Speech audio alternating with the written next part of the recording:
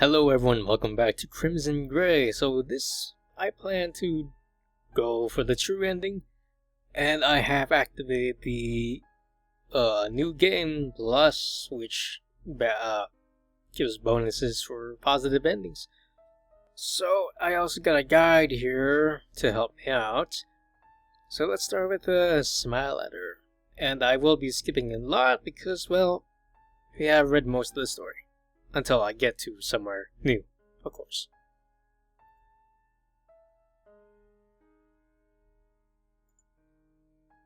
Her expression was impossible to read. Was she shy? Was she embarrassed for him? Either way, he doubted it mattered. Okay, we can skip on to the next choice, or if any new text.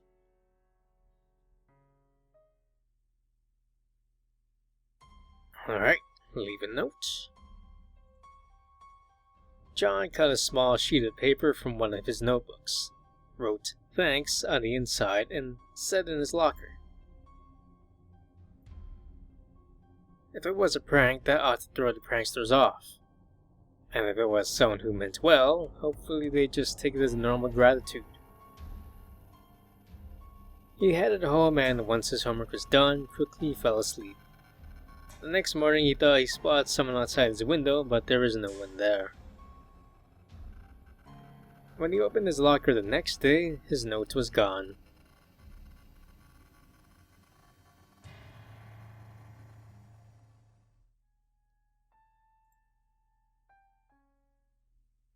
Okay. You left me a note. It was almost too much. I took it home and I'll keep it forever and ever and ever.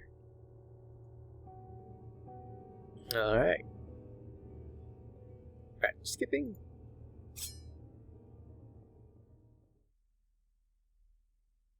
Now we cautiously say yes. Okay. Skip to the next new thing.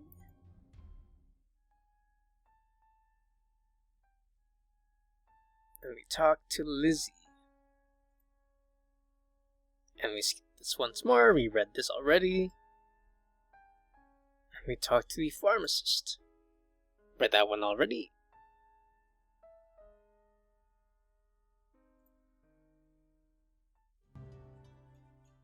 We asked for the nilazine. I don't think I ever tried Yannick-Well, but nilazine's on the guide.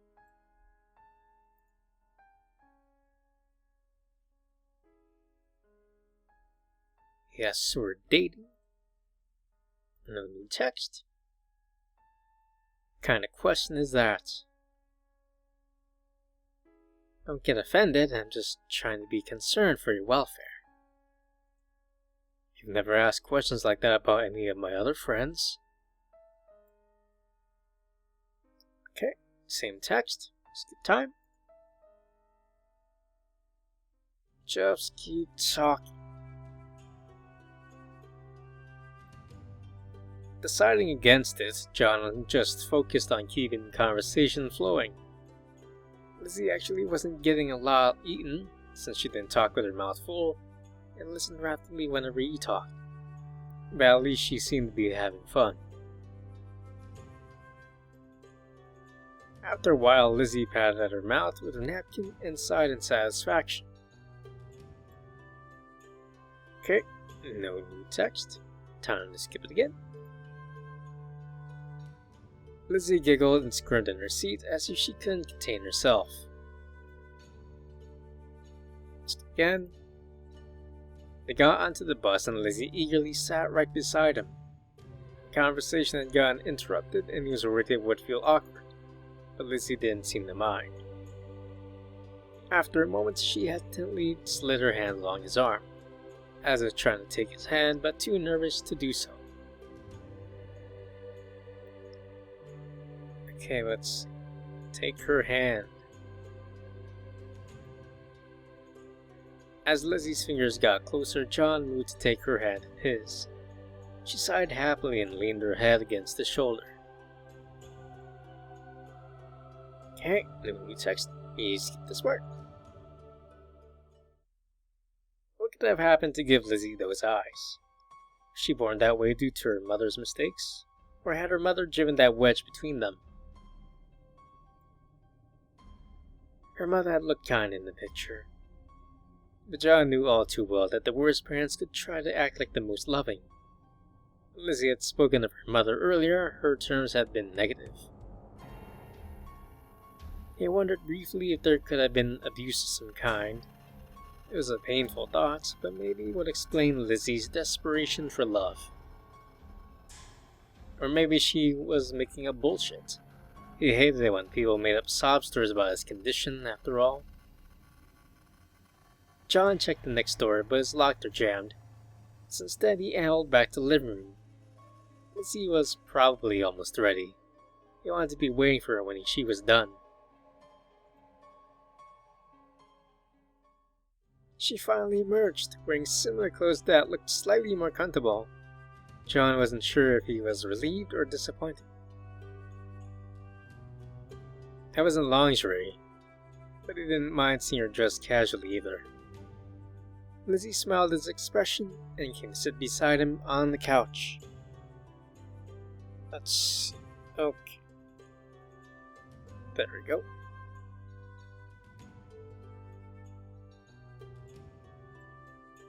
I wish I would have worn a dress for a date, but I like this better. Dresses are nice, but they're uncomfortable, you know? Actually I don't. I'm just being silly. They really are uncomfortable though. I like it when you look at me. Whether I'm trying to be beautiful or not, makes me happy. Good. She slid closer to him, apparently unaware of how much of her body was touching his. No, she was probably even more aware than he was.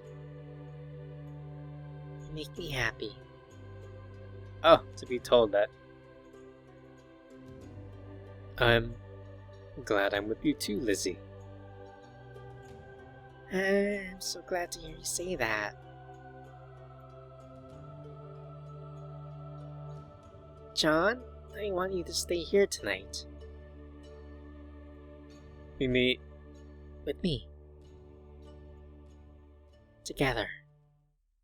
Together. As the night took a sharp turn, John did his best not to panic. He had not thought the day would actually go there, but much less in such an obsessive way. But did he have to panic? Lizzie was usually this obsessive, and she had brought up in a mostly stable way. Besides, they were dating. It would be strange for them to sleep together, and he had the look in her eyes. John?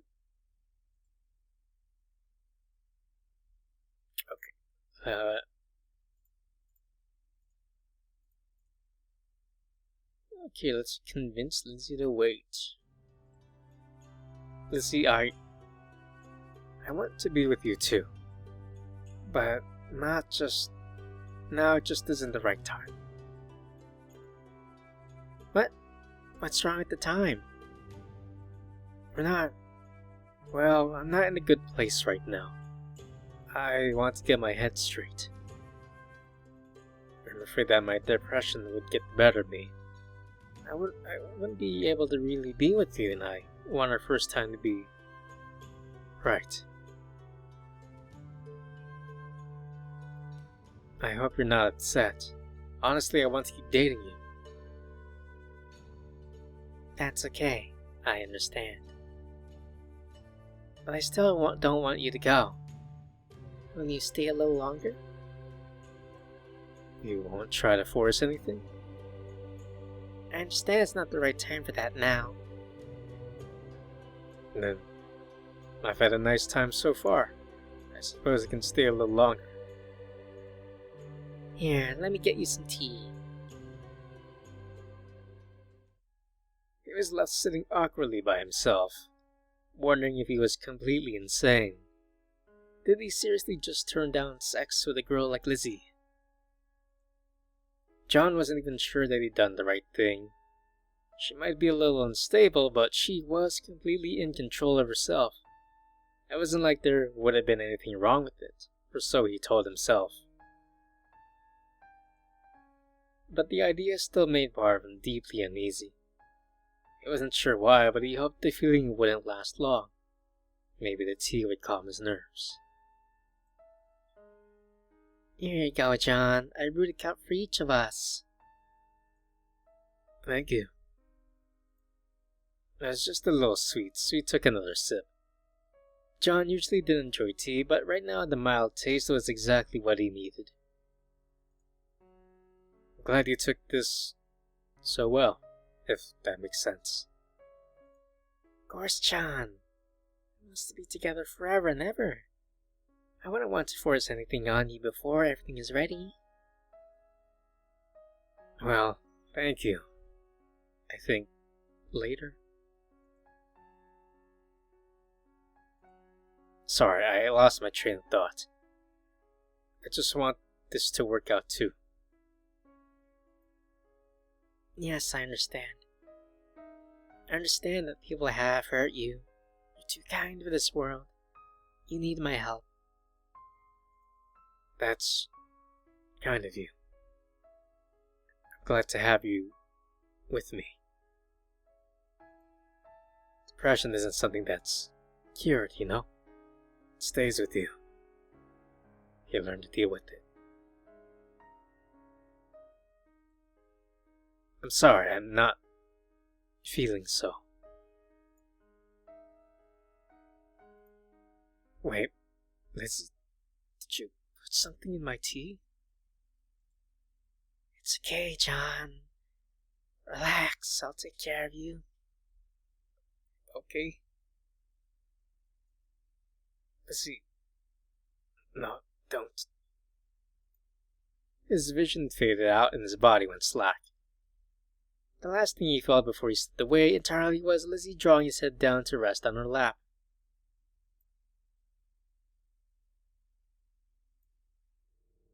Alright. The memories returned in a bitterly cold flood. Lizzie must have drugged the tea and brought him wherever this was.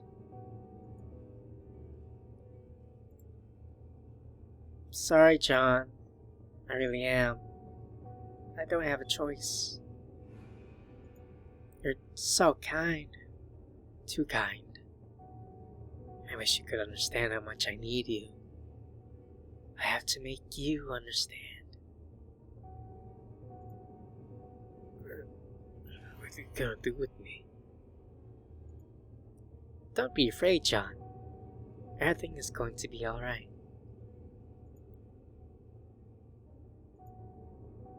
I'm completely empty. There's nothing inside me. There's never been anything inside me. The emptiness craves something. I didn't understand what I needed for years and years. Eventually I realized that I needed a person. A specific person. But I didn't know who. Occasionally there would be a flicker of feeling. I'd watch someone for a while, but they were never what I needed. Nothing actually mattered. Until I met you. Lizzie, I... Hush, let me finish. For so long I could barely even bear to look at you. The feelings were too intense. And then I couldn't bring myself to talk to you. I was afraid it would just all disappear. But the feelings didn't go away. They got stronger. You were made for me, John. You need to understand that. I love you. I love you, I love you. I love you, I love you, I love you. Lizzie, I want you to feel that way about me, but not like this. You're not well. You don't mean that. John doesn't mean that. I want to be different. Be a girl you could like easily. I tried. But I'm not. I'm empty. I'll be empty until you finally fill that emptiness. Kidnapping and raping me isn't going to get what you want, Lizzie. Oh, no, no, no. I would never do that to you. You're right before. It's too early for us to do that. Our first time. I wanted to be perfect. Perfect in every way. Then why am I tied to a chair? You're sick too, John. You don't understand how much I love you. I have to make you understand.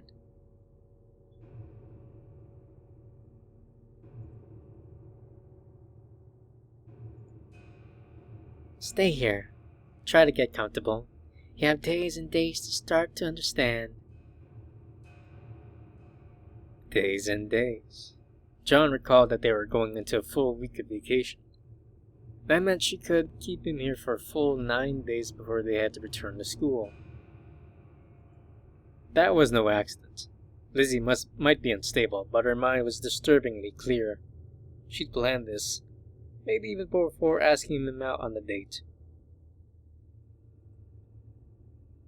His heart ached. John could understand the way her mind worked. But she was obviously in great pain. In fact, the way she had spoken, it almost reminded him of his own depression. That brought to mind an old lesson, one he'd learned with the therapist before Mrs. Smith.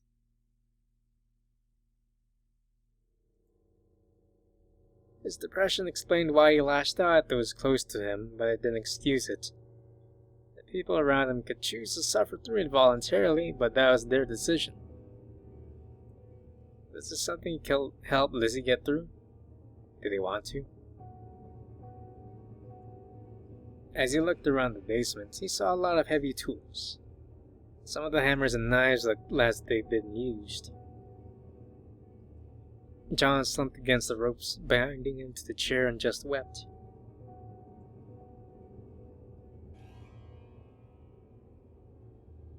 Alright, no new text this round. Reason with her. Lizzie, I don't think about this. Do you think controlling me like this will bring us together?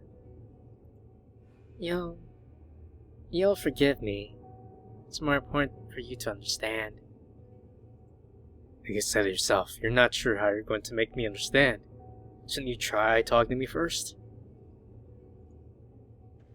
I need to think. Maybe that wouldn't work. But he hoped it stuck with her. She could reason, even if in a strange way. Maybe he could get through to her. Alright, no new dialogue. Let's look for tools. No new dialogue. Crest old medication. And then we look for more tools.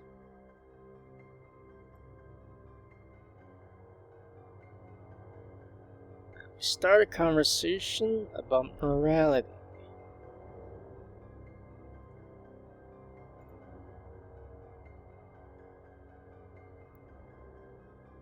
Okay. And now we make something for Lizzie.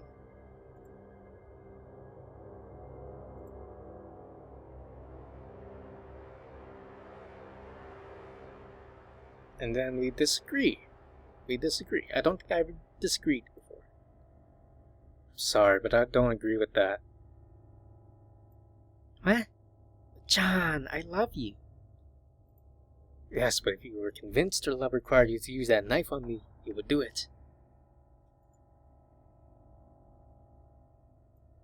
Aw, that's so sweet. What? If you're afraid of me, you would have been so honest. Even if with all my weapons right here, you didn't try to lie to me. Oh, John, I hope you're wrong. I would never ever want to hurt you. But I'm so happy you said what you really think. John swallowed uncomfortably. He wasn't sure where he had expected honesty to go, but this was better than expected. That's the John I love. I want you to accept me just like that. And you do, even though you're still worried. She wrapped her arms around his neck, still carrying the knife, and kissed him briefly on the forehead. After that, she lowered her face to his, hesitating for a moment, but in the end pulled back without kissing him on the lips. Oh, you have no idea how much I want to do right now. But I'll wait. I'll wait until you trust me. Please stop making that face, Lizzie. It's too hot. Do you trust me enough to let me go? Soon, darling. Soon.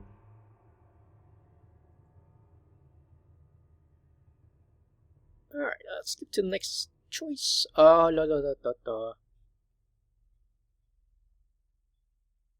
Use crowbar to escape shackles. Oh, I did this before. Interesting. And we stay in the basement. Skip the dialogue. We read this before. He didn't spot Lizzie at all, but when he opened his locker, he discovered a folded note in the center. I don't feel like murdering anyone today. It said, I don't feel like murdering anyone today, surrounded by hearts. Despite himself, John laughed. At least he thought she meant it as a joke.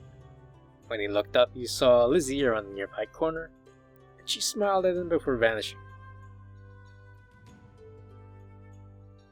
Alright, no new dialogue. But that was the final choice in the guide, so I will just continue here from on out. He drifted through several classes. Today wasn't too different from the other students, since they were all back from vacation and unfocused. None of the teachers tried to make them do very much. After school, he headed to Mrs. Smith's office. Not entirely sure what he's going to say. After so long away, however, he definitely felt like he could use some counseling. Ah, John, I hope you had a good vacation. It was okay. You? Spent the entire time working, I'm afraid. I actually tried to call you, but it seems you're at home. Yeah, I was busy. Sorry. Oh, it's fine. I just hope you haven't lost any of our progress. Why don't you lie down and we can get started right away? He got onto the couch, but things didn't go as smoothly as usual. Mrs. Smith was doing her best, but he just couldn't concentrate. It didn't take a genius to know the reason. He needed to decide exactly what he was going to do. If he wanted protection from the police, this would be his best chance to ask for it secretly.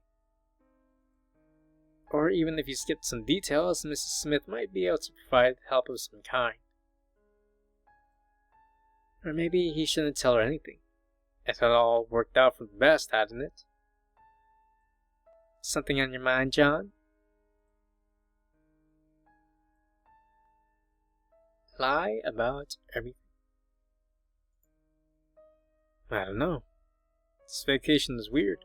I felt okay. Not great, but okay. Were you able to take a trip with your family? Change of scenery might have done you some good. Nah, we didn't do anything, but I guess a few things had changed for me lately. Maybe you're right. Apparently, Mrs. Smith thought he was doing better, because she ended their session early and let him go home. On his way out, he spotted Lizzie watching him from the shadows. He smiled at her and she smiled back, but that was all. And for now, that was enough. John started walking.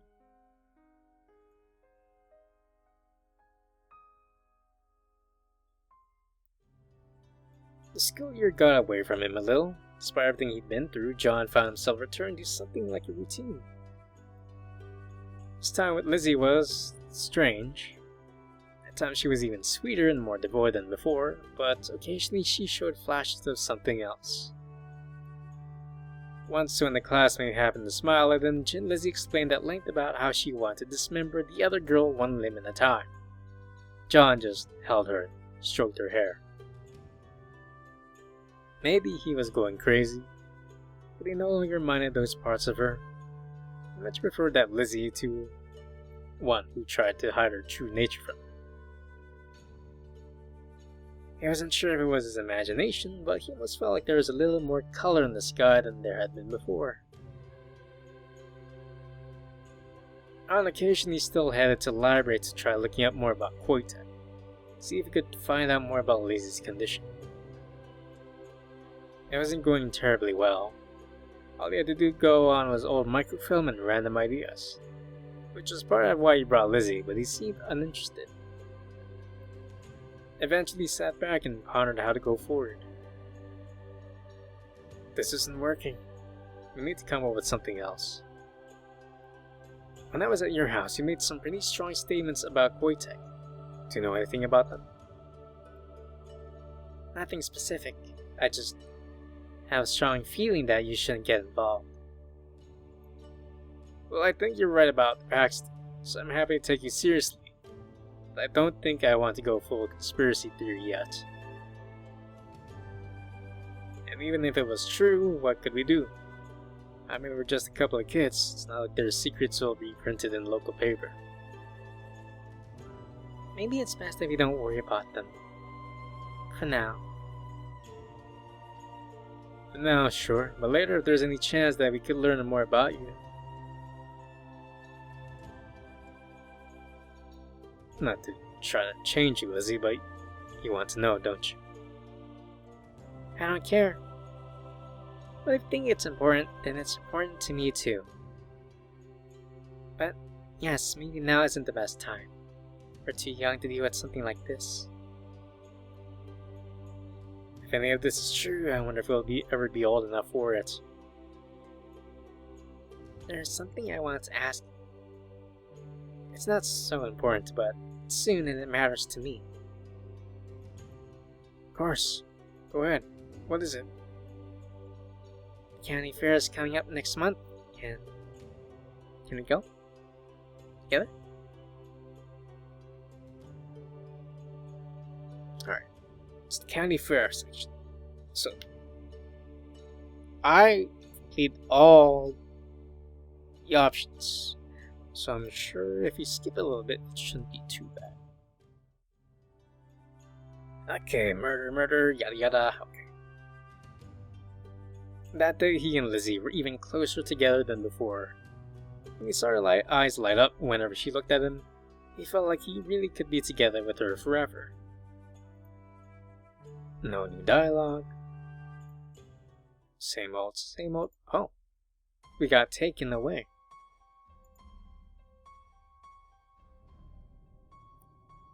He wasn't sure exactly which approach he was going to take, but then abruptly it didn't matter. Lizzie was in the warehouse and she winked at him. A second later, one of the soldiers fell with a gurgling cry. Everyone's eyes were drawn to him and the knife in his eye, except for John. He looked in the other direction. Sliding up behind another of the soldiers, Lizzie drew her axe across his throat. Ah, so we're not drugged up this time.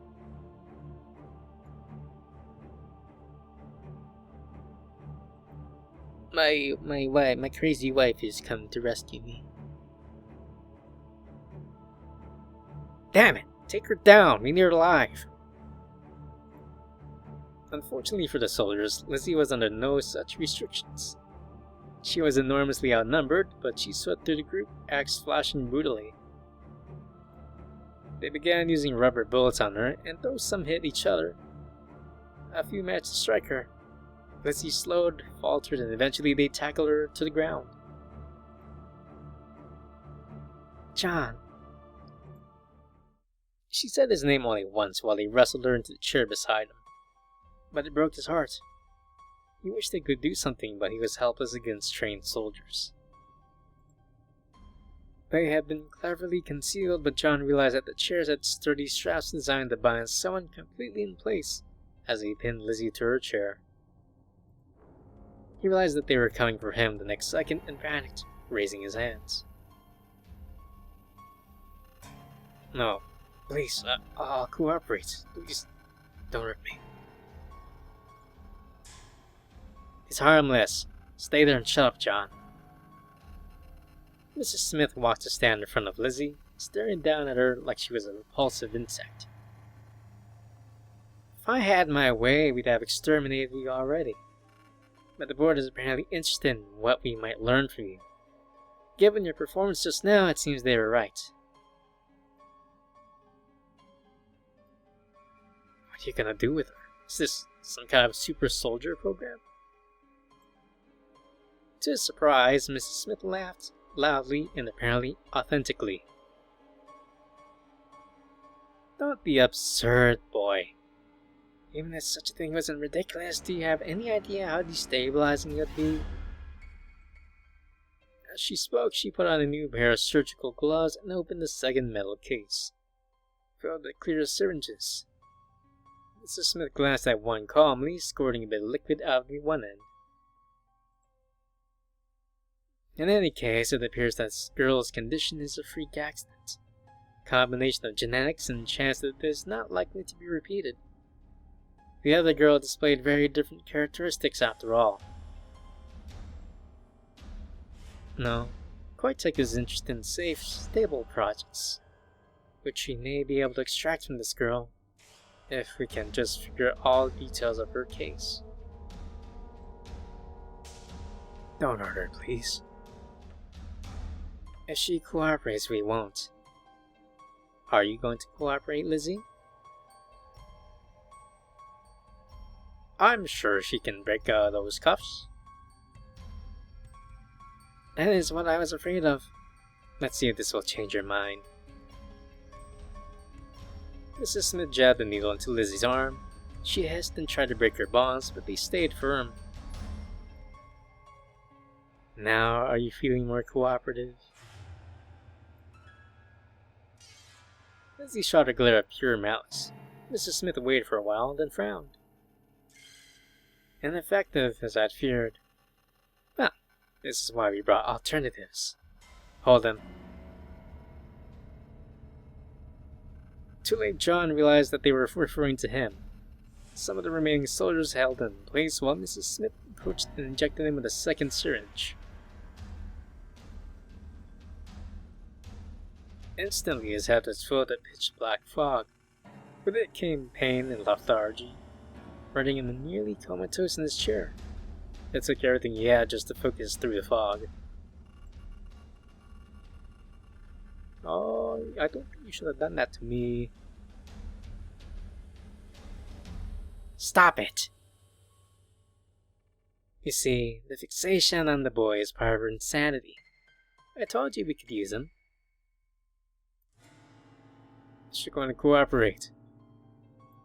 Well, girl, will you? John wanted to tell her not to give in, but his jaw didn't seem to work. He can't even twitch when Mrs. Smith came closer and injected him with something else. Why are you injecting me with more things? This one took away the pain, but the world began spinning violently around him. The black fog in his mind swirled together with the world around him, and he could feel himself being dragged down into an uncomprehending haze. Staying focused on reality was becoming difficult. Ghosts of everyone spiraling out of their bodies. Stop! You're killing him! No, I have no intention of doing that. This will already be enough of a mess. Can't afford any more legal conflicts. But with enough of these, I can make him completely compliant. He'll say anything we want him to say, and everything that he is will cease to be. My God, Mr. Smith, you're a bitch.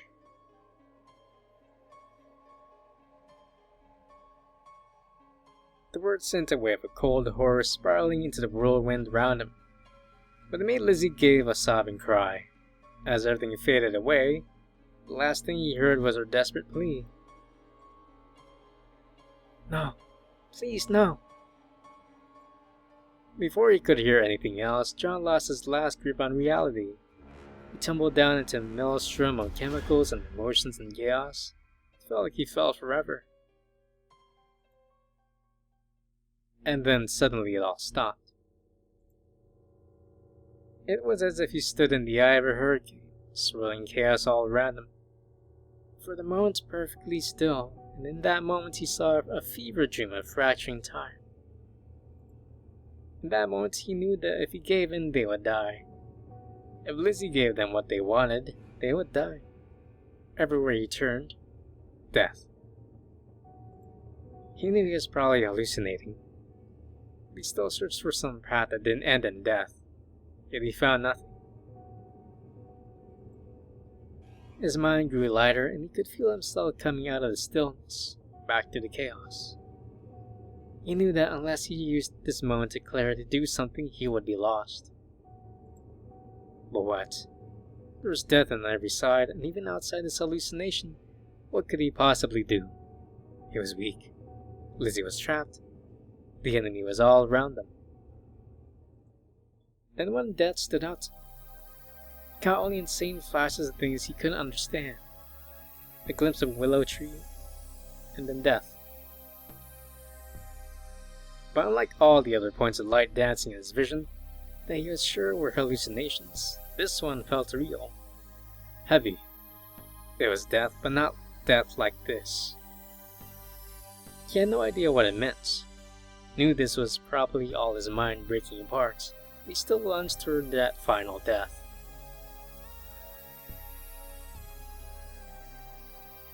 He came back to himself, reeling but somehow standing. His world was cloaked in dark fog, but he could see enough.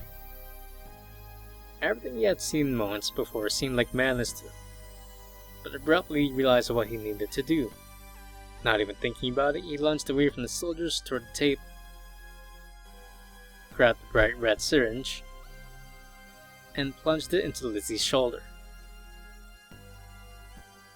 They wrestled him away the next second, even the soldiers taken aback that he had moved like that.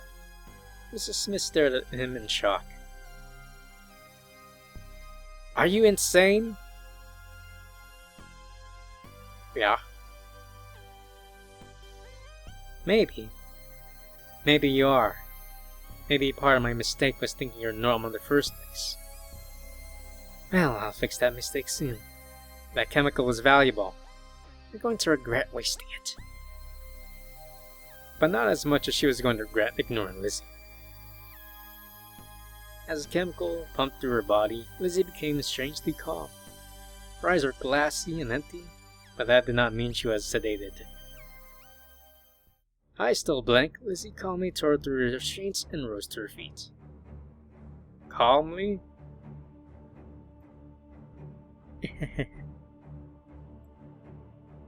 What? How is she? Oh, what did we give her?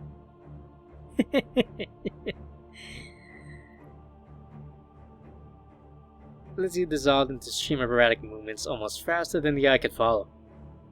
Slumping back in his chair, John could only watch. I think we gave her some super steroids or something. She smashed one soldier's head to the ground, and something gave a sickening crack. While the others were still recoiling, Lizzie lunged at the next and tore at his throat with her teeth. Oh. They were all panicking, trying to react to her moving even faster than before, but it was too late. Lizzie had picked up her axe. Watching her, John couldn't help but feel that she was strangely beautiful. Erratic movements smoothed out, becoming a deadly dance that sent sprays of blood away from her almost elegantly. Well, that's my wife, I guess.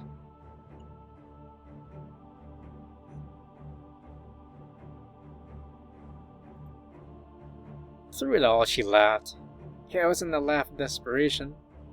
There was a savage joy that he was happy to hear. What had possessed him to inject her with the chemical?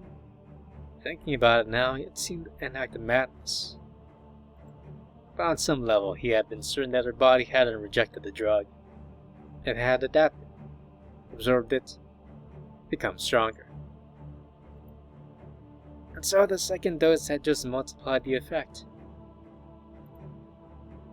Soon all the soldiers were dead. Mrs. Smith stared in horror, then managed to pull herself back together. That's enough. Do you realize he's seeing all of this? Your little fetish is going to...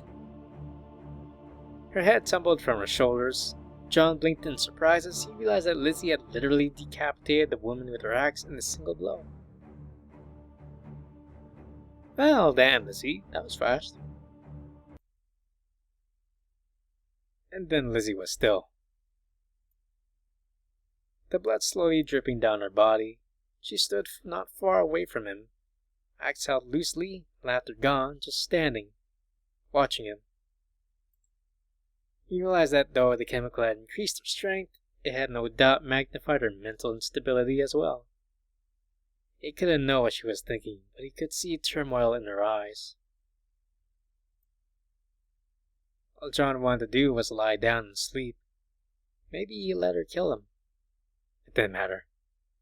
He had pushed himself too far to care. And yet he saw pain in her eyes, and he remembered how many times he had felt the same way, and wished that anyone would help him.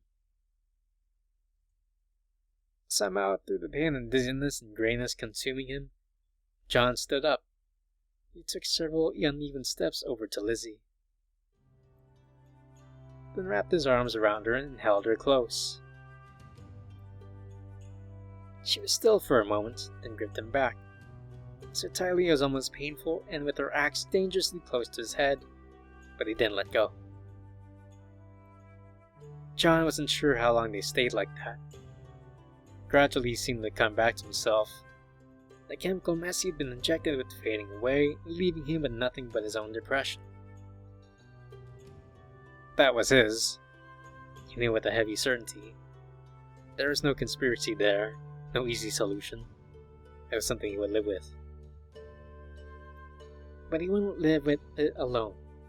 Lizzie shifted in his arms, raising her face up enough to kiss him. Some time later, they both parted. He felt heavy, but he could move. Something vicious still lurked in Lizzie's eyes, but it was the viciousness he had come to love. Are you okay, John? You asking me that? I'm fine. Whatever they did to me wasn't permanent. What they did to me was. I feel... can't describe it. Do you hate me? You've seen what I really am now. I'll never be normal. And I don't want you to be.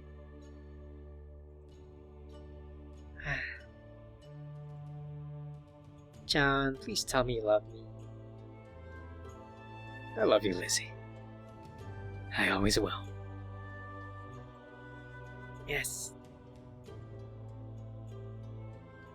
I love you so much, I would slaughter every single person in this world just to be with you a second longer. You gotta calm down, Lizzie. Well, let's hope you can get a better rate than 1 second for total genocide. Lizzie gave a brief little laugh. She sounded almost normal for a moment. That single moment helped both of them return to themselves a little. This is really a mess. I'll have to leave. If we stay here too long, they'll find us. Is there any hope? I think they contacted the Koi Tech headquarters about us. No, they didn't. I destroyed their communication systems first. Well. She gave him an odd grin, a mix of nervousness and a vicious satisfaction. I wanted to come after you right away, throw myself at them until they were all dead and you were safe. Then I remembered all my time with you. I want to be with you forever, John. We have to make that happen. But how? All of this? It will hurt them too. They're already under government scrutiny, and the way they work with local police is definitely corrupt. They can't afford to push on this. But they won't forgive us for this. Then we'll just have to make sure they never find out, won't we? She smiled and he smiled back. Lizzie extended her hand, still covered in blood, and they held hands while they set about cleaning up the bodies.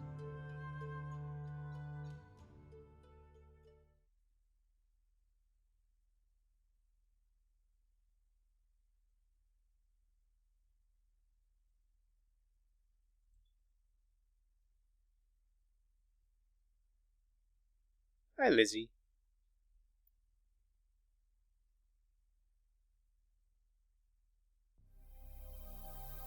John, are you still with me? Yeah, just thinking about everything that happened when we met. Ah, yes. So much emotion. It was like living in a movie, wasn't it? I've never seen you kill that many people before. Oh, you're thinking about the time you injected me. Always such a romantic. When we first met, you said you found me. It wasn't only that, I found you. If I hadn't, I don't know if I would have survived. I certainly would have never discovered all this. We're surrounded by so much beauty, aren't we? Yes. I never imagined that a singular focus could expand so much. Now, I'm glad we're alone now, John. Oh, there's color in the sky. It's blue. The sky is blue.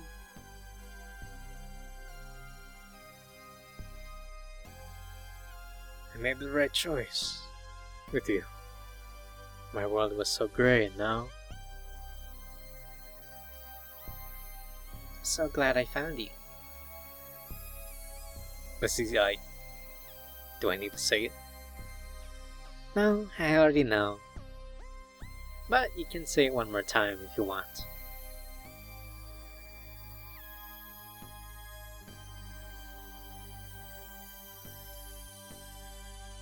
So vibrant, we're no longer depressed. Choose your title screen. Living tree, burned tree. Living tree, I guess. Oh, that's sweet. Well, that was the true ending of Crimson Gray. I might play the spin-off. I think it was called Crimson Gray, Dusk and Dawn.